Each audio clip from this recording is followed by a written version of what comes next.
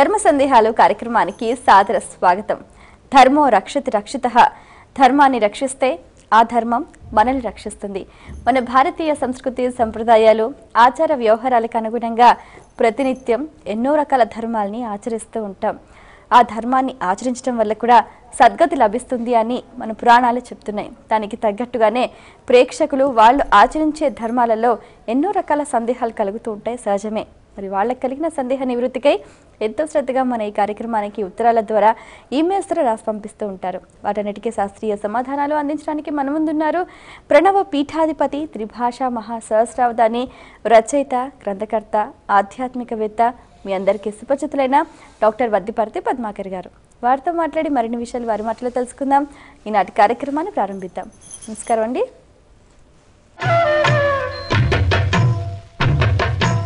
మొదటి ఉత్తరం చూద్దామండి. షణ్ముఖ హైదరాబాద్ నుంచి రాస్తున్నారు.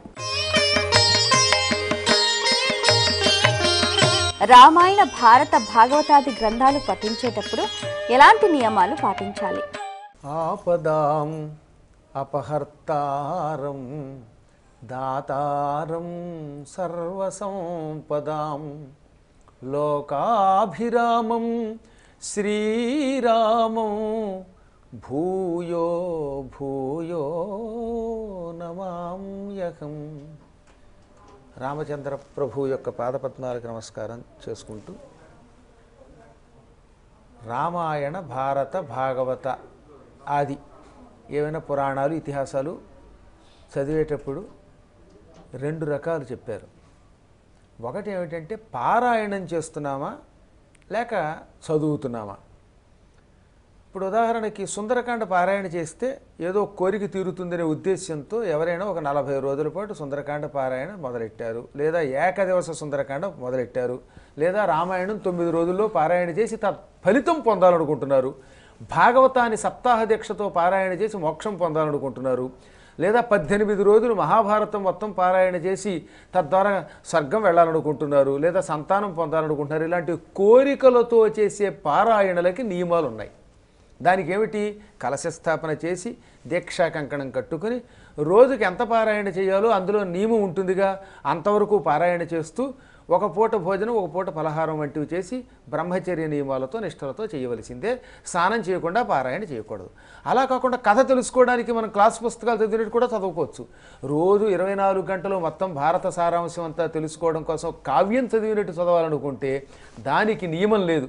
ఎక్కడ పడితే అక్కడ, ఎలా పడితే అలా చదవచ్చు. అలాగని మరీ బొత్తిగా మలమూత్ర విసర్జన చేసి వచ్చి స్నానం చేయకుండా ఆ బట్టలతో చదవకూడదు. కానీ కాస్తంత శుచిగా ఎలా అయినా చేయొచ్చు. దీనికి కథ కోసమో, కావ్య పారాయణ ఉద్దేశ్యంతోటో, ఛందస్సు కోసమో, లేక కవిత్వం కోసమో చదువుకునే వారికి నియమములు ఉండవు, గుర్తుపెట్టుకోండి. అవి క్లాసు పుస్తకాలు చదువుకున్నట్టు చదువుకోవచ్చు.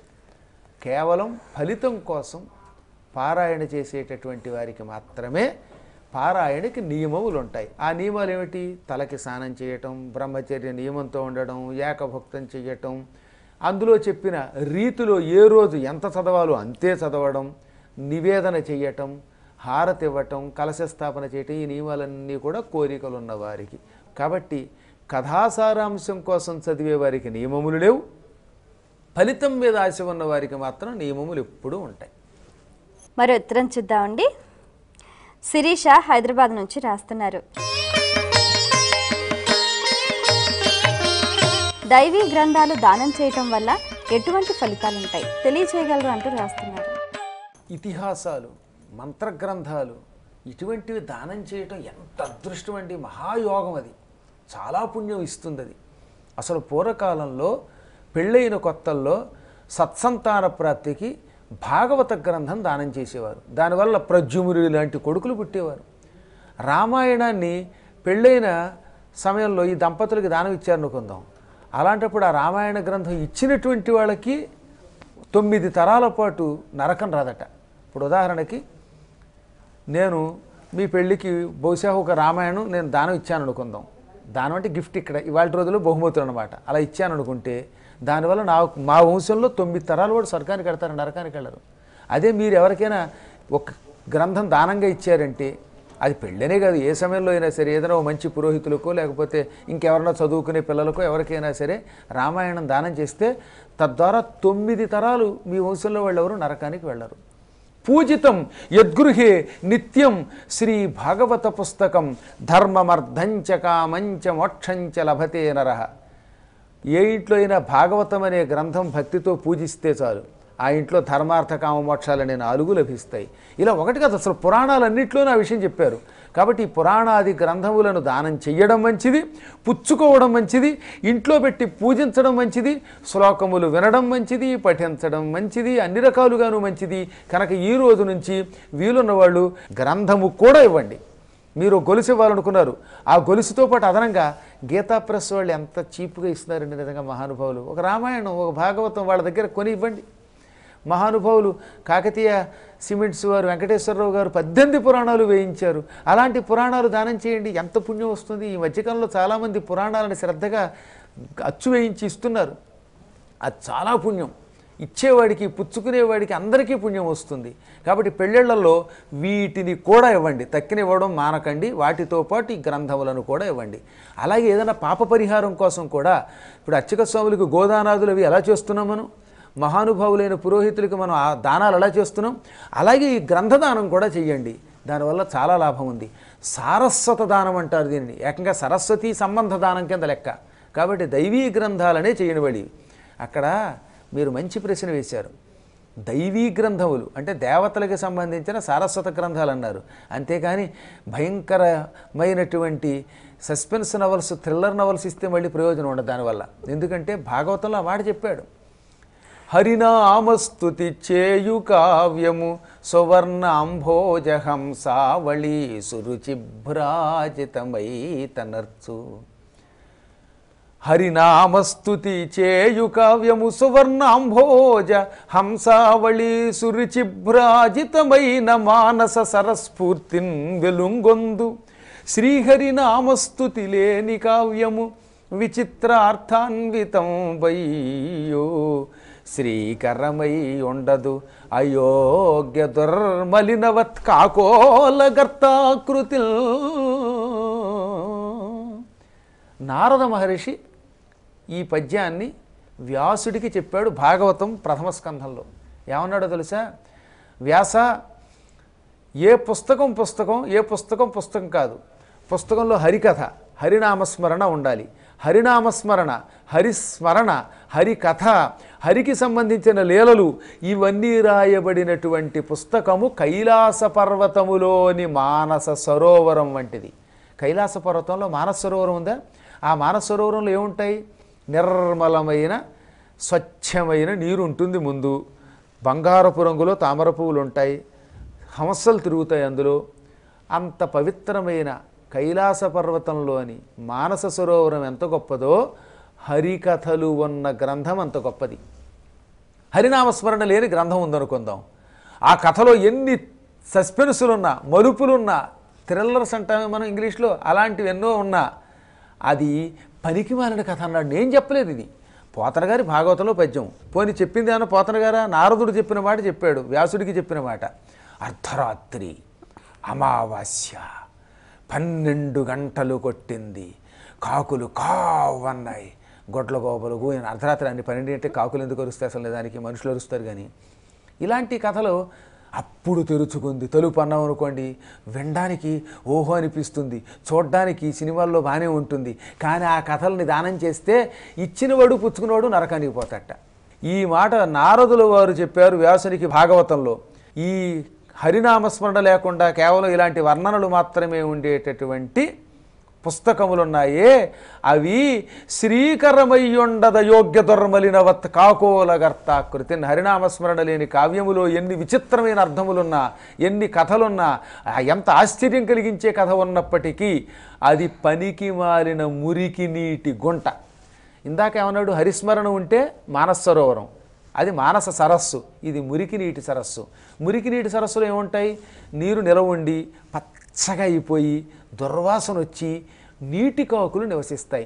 బొంత కాకులు, నీటి కాకులు నివసించే మురికి నీటి సరస్సుకి హంసలు నివసించే కైలాస పర్వతంలోని నిర్మలమైన నీటితో బంగారు తామర పువ్వులతో ఉన్న మానస సరస్సుకి ఎంత తేడా ఉంది. అలాగే దైవీ గ్రంథాలకి అదైవీ గ్రంథాలకి అంత తేడా ఉంది. కాబట్టి దైవీ గ్రంథాలే దానం చేయాలి, కానీ ఈ మురికి నీటి సరస్సులు దానం చేస్తే చాలా ప్రమాదం. అవన్నీ డంప్ యార్డ్కి వెళ్ళిపోవాలన్నమాట ఈ మిగతా కథలన్నీ కూడా. మరి ఉత్తరం చూద్దామండి. కౌసల్య ఈమెయిల్ ద్వారా రాస్తున్నారు. గోల్డ్ తీయటానికి ఏవైనా నియమాలు ఉన్నాయా, తెలియజేయగలరు అంటూ రాస్తున్నారు. గోల్డ్ ఎప్పుడూ కూడా సూర్యోదయం తర్వాతే తీయాలి. సూర్యాస్తమయం తర్వాత గోల్డ్ ఎట్టి పరిస్థితుల్లో కత్తిరించకూడదు, కొరకకూడదు. అసలు నోట్లో గోల్డ్ పెట్టుకుని పర్రని కొరకడం ఉందే అది దరిద్ర లక్షణం. దానివల్ల అనేక రకాల అశాంతులు లభిస్తాయి. తర్వాత ఎట్టి పరిస్థితుల్లో గడప మీద కూర్చుని కానీ, ఇంటి మధ్యలో నిలబడి కానీ, జుట్టు విరబోసుకొని కానీ, మలమూత్ర విసర్జన చేస్తూ కానీ గోళ్ళు కత్తిరించుకోరాదు. మంగళవారం, శుక్రవారం, ఆదివారం ఈ 3 రోజులు మాట వరుసకు కూడా గోళ్ళు కత్తిరించరాదు. అమావాస్య వస్తే గోళ్ళు కత్తిరించరాదు. అర్ధరాత్రి 12 గంటల నుంచి తెల్లవారుజాము మధ్యలో మాట వరుసకు కూడా గోరు పీకకూడదు. ఇంట్లో సాధ్యమైనంత వరకు గోళ్ళు కత్తిరించరాదు. పడుకునే గదిలో ఎప్పుడైనా బయటే పారేయాలి. గోల్డ్ ఎక్కడ పడితే అక్కడ ఇంట్లో పారేయకూడదు. పారేసిన వాడికి తొక్కిన వాడికి కూడా అది హాని కలిగిస్తుంది. ఈ సాధారణ నియమాలు పాటిస్తాం. మరి ఉత్తరం చూద్దామండి. దేవరకొండ శర్మ గారు రాస్తున్నారు. క్షవరం ఏ రోజున చేయించుకోవాలి, తెలియచేయగలరు అంటూ రాస్తున్నారు. శని, బుధ, గురు. ఆదివారం క్షవరం మంచిది కాదని బృహస్పతి చెప్పాడు. కాబట్టి నేను ఉన్నది ఉన్నట్టుగా అందులో ఆయన చెప్పాడు కాబట్టి నేను చదివాను కాబట్టి చెప్పక తప్పదు. కాబట్టి ఆదివారం మాత్రం మంచిది కాదు, శుక్రవారం మంచిది కాదు, మంగళవారం మంచిది కాదు. సోమవారం మధ్య మార్గం అన్నారు. అంటే పూర్తిగా చెడ్డ కాదు, పూర్తిగా మంచి కాదు. బుధ, గురు, శనివారాలు క్షవరమునకు చాలా మంచిది. బుధ, గురు, శనివారాల్లో క్షవరం చేయించుకుంటే జీవితంలో ఏ క్షవరం రాకుండా మనకి, అంటే డబ్బులు క్షవరం కాకుండా ఉంటాయి. ఈ పనులు చాలా జాగ్రత్తగా చేయాలి. చేసేటప్పుడు కూడా మరీ ఇంటి మధ్యలో కాకుండా, నట్టింట్లో కాకుండా ఇంటి బయట కానీ తోటల్లో కానీ చేసుకుంటే చాలా మంచిది. దీంట్లో ఆరోగ్య సూత్రాలు కూడా. ఇంట్లో క్షవరం చేస్తే ఏమవుతుంది, వెంట్రుకలను ఇంట్లో పడతాయి. రేపు వండుతున్న అన్నాల్లోకి వాటిలోకి వచ్చే ప్రమాదం ఉంది. తినే వాటిలో పడవచ్చు, లేదా కింద ఏదైనా బియ్యం ఒలిగిపోతే అందులోకి అన్నీ ఇవన్నీ వచ్చేస్తాయి. అందువల్ల కూడా పూర్వం మనవాళ్ళు తోటల్లోనూ కొంచెం ఇంటికి దూరంగా చేసుకోండి అన్నారు. శుచి కోసము, శుభ్రత కోసం కూడా మన శాస్త్రాలు ఏర్పడ్డాయి. కాబట్టి సాధ్యమైనంత వరకు బుధ, గురు, శనివారములు క్షవరం చేయించుకుంటే ఎక్కువ మంచిది. ఇంకా ఎట్టి పరిస్థితుల్లో క్షవరం మధ్యాహ్నం 12 గంటలు దాటితే చెయ్యరాదు. సూర్యోదయము నుండి మధ్యాహ్నం 12 గంటల లోపు మాత్రమే క్షురకర్మలు చేసుకోవాలి. ఒక్క పితృకార్యములందు తప్ప. అనగా ఒక ఆయనకి తల్లో తండ్రో పోయారనుకుందాం. ఆయన శ్మశానానికి సాయంకాలం 5 గంటలకి శవాన్ని తీసుకెళ్ళి తగలబెట్టాడు. అక్కడ శవం తగలబడుతుండగా శ్మశానంలో క్షురకర్మ చేయించుకోవచ్చు. అప్పుడు సూర్యాస్తమయమైన దోషము లేదు. అందుకనే పితృకార్యములందు తప్ప తక్కిన కార్యములలో మధ్యాహ్నం 12 దాటితే క్షవరం చేసుకోకూడదు. కానీ క్షేత్రములలో ఈ నియమం లేదు. ఉదాహరణకి తిరుపతి వెళ్ళాం. తిరుపతికి వెళ్తే ఇంకా అక్కడ రాత్రి లేదు, పగలు లేదు. అది దివ్యక్షేత్రం. అక్కడ ఈ మానవుల యొక్క నియమాలు వర్తించవు. అందుకని మీరు ఎప్పుడన్నా సరే వెంకటేశ్వర స్వామి వారి సన్నిధానానికి వెళ్ళి జుట్టిచ్చేయాలనుకున్నప్పుడు ఆ కార్యక్రమం చాలా మంగళమైన పవిత్రమైన కార్యం కనుక అక్కడ ఈ కాలము, తిథి, వారం, వర్జ్యంతో సంబంధం లేదు కనుక అర్ధరాత్రి 12ంటికి కూడా అక్కడ క్షురకర్మ చేయించుకోవచ్చు. మన ఊళ్ళో మన ఇంటి దగ్గర మాత్రం సూర్యోదయం నుంచి 12 గంటలు దాటేలోపే చేయించుకోవాలి. పితృకార్యాలు జరుగుతున్నప్పుడు పక్కన ఈ శ్మశానాదులలో అప్పుడు మాత్రం నియమం లేదు, క్షేత్రములలో నియమము లేదు. మరి ఉత్తరం చూద్దామండి. శృతకీర్తి ఈమెయిల్ ద్వారా రాస్తున్నారు. రామాంజనేయ యుద్ధం, కృష్ణార్జున యుద్ధం వాల్మీకి రామాయణంలో కానీ వ్యాస భారతంలో కానీ ఉన్నాయా? నిజానికి రామాయణం 100 ప్రవిస్తరం 100 కోట్ల శ్లోకాలు. అవి మానవుల వల్ల కాదు కనుక అలా అలా అలా అలా సంక్షేపమై చివరికి ఆయన దగ్గరకు వచ్చి 24,000 శ్లోకాలు అయ్యింది. అందులో ఎన్ని రాయగలుగుతాడు ఆయన? అలాగే భారతం ఎంత జాగ్రత్త పడినా దాదాపు 1,00,000 శ్లోకాల చిలుకు గ్రంథం అయిపోయింది వ్యాసునికి. కాబట్టి అన్నీ రాయలేరు. అందుకే సూత్రేషు అదృష్టం పదం సూత్రాంతర తనువర్తనీయం సర్వత్రా అని వ్యాకరణంలో ఒకటి ఉన్నది. సూత్రంలో కనపడకపోతే ఇంకో సూత్రం నుంచి తీసుకోవాలి. అలాగే ఒక గ్రంథంలో లేనిది ఇంకో పురాణము నుంచి తీసుకోవాలి. పురాణములలో ఉన్నవి కూడా ప్రామాణికమే. అలాంటి ప్రామాణికంలో ఉదాహరణకి ఇప్పుడు రాముడికి ఆంజనేయుడికి యుద్ధం అనేది మాట వరసకు కూడా జరగలేదు. అది ఏ పురాణంలోనూ లేదు. కాబట్టి వాల్మీకి మహర్షి రామాయణంలో లేదు, వ్యాసుని పురాణములలో లేదు, భారత ఇతిహాసంలో లేదు. అది కేవలం కల్పితమైనటువంటి ఘట్టం. ఏమండి? కానీ చిత్రం మరి ఎవరో పట్టుకొచ్చి దానికి ఒక కథారూపం ఇచ్చారు. అది పరాశర సంహితలో చేర్చారు. అది పరాశరులు వారు రాశారు అని భ్రమించి మనం చదవలసి వస్తుంది. పరాశర సంహితలో అయితే ఈ కథ ఉంది, కానీ అది కొందరు ప్రక్షిప్తం అన్నారు. కాబట్టి నేను కూడా ఆ కథ చెప్పి ఒకప్పుడు హనుమద్వైభవంలో పరాశర సంహితలో ఉన్నది, కాకపోతే ఇది ప్రక్షిప్తం సుమా అని ఒక సూచన చేశాను. కృష్ణాంజనేయ యుద్ధం ఉన్నది, కాకపోతే అది మాత్రం పరాశర సంహితలో ప్రక్షిప్తం కాదు, ఉంది. ఆంజనేయుడు కృష్ణుడి దగ్గరికి రావడం, కృష్ణుడు ఆయనకి రామరూపం చూపించటం, ఈ ఘట్టం మాత్రం కృష్ణాంజనేయ యుద్ధం అనేటటువంటి ఒక ఘట్టం మాత్రం పరాశరుల వారు వ్యాసుల వారి తండ్రి తన సంహితలో రాశారు. హనుమద్వైభవంలో హనుమల్ లీలల్లో. ఇంకా కృష్ణాంజనేయ యుద్ధము ఇలాంటి ఘట్టాల్లాగే తర్వాత కోవల్లో వాళ్ళు కృష్ణార్జున యుద్ధం కల్పించారు. ఇంకా ఇవన్నీ కల్పిత కథలు, ఏమి గయోపాఖ్యానం కానీ ఇవేమి మాట వరసకు కూడా పురాణములలో లేవు. అవన్నీ కల్పితం. రామాంజనేయ యుద్ధం, గయోపాఖ్యానం ఇవి మాత్రం ఇతిహాసాలలో, పురాణాలలో, ఉపపురాణాల్లో లేవు, సంహితలలో లేవు. అవి నాటకాలు, సరదా కోసం వస్తే మాయాబజార్ ఉంది ఇప్పుడు, అది ప్రపంచంలో ఎక్కడా లేదు. అయితేనే ఒక మహాత్ముడు పెంగళి నాగేంద్రరావు గారు లాంటి ఒక గొప్ప కవి తన చమత్కారంతో అసలు భారతాన్నే మరిపించేంత బాగా రాశాడు ఆయన. ఆ కవులకి మనం జోహార్లు ఇవ్వడమే తప్ప, వాళ్ళ ప్రతిభని మెచ్చుకోవాల్సిందే తప్ప, అది ప్రామాణిక కథలు మాత్రం కావవి. మరి ఉత్తరం చూద్దామండి. గుడివాడ నుంచి అప్పారావు రాస్తున్నారు. భాగవతోత్తముల జీవితంలో దరిద్రం ఎందుకు వెంటాడుతుంది తెలియజేయగలరు అంటూ రాస్తున్నారు. భాగవతోత్తములకి మాత్రమే పరీక్షలు వస్తాయి. ఇప్పుడు బంగారం వంటి ఒక గొప్ప లోహానికి అగ్నిలో కాలి సుత్తి దెబ్బలు తిని ఎన్నో రకాల పరీక్షలకి గురయ్యాకే ఒక నగ ఆకారం, ఆభరణాకారం వచ్చింది. మహానుభావులు కూడా బంగారం లాంటి వాళ్ళు. వీళ్ళని పరీక్షించకుండా భగవంతుడు మోక్షం ఇవ్వడు. మోక్షం కావాలి అంటే మనకి మోక్షం వచ్చి తీరాలి, భగవత్ సన్నిధానం కావాలి అనుకున్న వాళ్ళకి, నేను ప్రత్యేకంగా చెబుతున్నమాట, మోక్షం కావాలనుకున్న వారికి ఎక్కువ పరీక్ష పెడతాడు ఆయన. మహాత్ములకి పరీక్ష పెడతాడు, పాపాత్ముడికి పరీక్ష అంత తొందరగా రాదు, వాడికి చివరిని వస్తుంది ఆ బాధ అంతా. అందువల్ల కుచేలుని పరీక్షించాడు, రామదాసుని పరీక్షించాడు, రాఘవేంద్ర స్వామి వారిని పరీక్షించాడు. ఇలా ఎంతోమందిని ఎందుకు పరీక్షిస్తాడంటే వీళ్ళ జీవితాల్లో ఎక్కడో చిన్న పొరపాట్లు ఉంటాయి, లేకపోవడం లేదు. కుచేలుడితో చిన్న పొరపాటు ఉంది, రామదాసుతో చిన్న పొరపాటు ఉంది, వాళ్ళ జీవిత చరిత్రలో ఉన్నాయి కదా. కుచేలుడికి గురువుగారి భార్య ఒక రోజున వేయించిన అటుకులు ఒక 3 గుప్పెళ్ళు చేతిలో పోసి, నువ్వు కృష్ణుడు చెరిసగం తినండి నాయన అంటే, ఈ 3 గుప్పెళ్ళు మళ్ళీ కృష్ణుడికి ఏం పంచి పెడతామని గురుకులంలో ఆయన దుప్పటి ముసుగేసుకుని లోపల గుప్పిడు నోట్లో వేసుకుని ఆ నవ్వులు తినడం మొదలెట్టాడు. ఇంతలో కృష్ణుడు కొంటివాడు కదా వచ్చి, మిత్రమా పట్టపగలు ముసుగు వేసుకుని చుప్ అని శబ్దం చేస్తున్నావు ఏమిటంటే, ఏం లేదులే, నాకు కొంచెం సరిగ్గా అరుగుదల లేకపోతే నోట్లో మందు వేసుకుని నాక్కుంటున్నాను, నిద్ర వస్తోంది కదా అని ముసుగు కప్పుకున్నాను అని అబద్ధమాడాడు గుప్పిడి అటుకుల కోసం. అయితే నీ బతుకు అలాగే అవుగాక అన్నాడు కృష్ణుడు. ఏమీ లేదన్నాడుగా, ఏమీ లేకుండా అయిపోగాక అన్నాడు. దానివల్ల ఏమైపోయింది, 64 ఏళ్ల వయస్సు వచ్చేదాకా కుచేలుడు దారిద్ర్యం అనుభవించాడు. మళ్ళీ ప్రాయశ్చిత్తం ఏమైంది, ఆనాడు 3 గుప్పిళ్ళ అటుకులు కృష్ణుడికి పెట్టకుండా తిన్నందుకు మళ్ళీ వాళ్ళ ఆవిడ 4 గుప్పిళ్ళ అటుకులు పక్కన అడుక్కొచ్చి ఆయన మూట కట్టి పంపించింది.